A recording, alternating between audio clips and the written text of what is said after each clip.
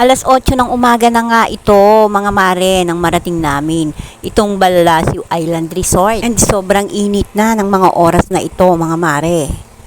At nakita nyo naman na kanya-kanya kaming mga dala dahil super dayo ang parking area nila dito. At buti na lang din at nakasama namin ang mga SB.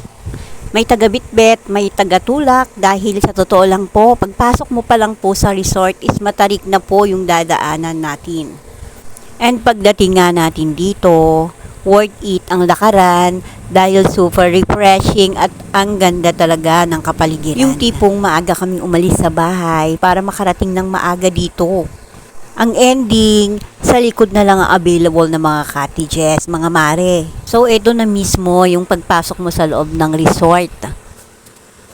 So, kung makikita nyo po, ito po yung mga cottages na nasa harap mismo ng river na naka-reserve na po lahat. So, after nga pong makakuha ng cottage, nag-ihaw na nga po ang mga SB. After ng ihaw, sumunod naman ang kainan at alam nyo na ang kasunod niyan, mga mare. At heto nga ang hobby ng mga SB. Isang kaway naman dyan. Para nga tayong nasa fiesta, mga mare, sa dami ng tao. May mga umaalis na at maski hapon na madami pa din dumadating. Dahil sa init ng panahon, napakasarap nga naman talagang maglublob sa tubig.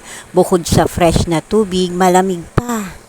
May mga available nga din po palang salbabida na pwedeng rentahan. Napakasarap nga din po palang kumain talaga dito sa ilog. Wala munang diet, lahat unlimited. Kaya naman sa mga nagbabalak mag-ilog dyan, siguraduhin lang po natin na marami tayong baon. Dahil napakasarap nga naman po talagang kumain dito, mga mare. At talaga namang mag-i-enjoy ka talaga.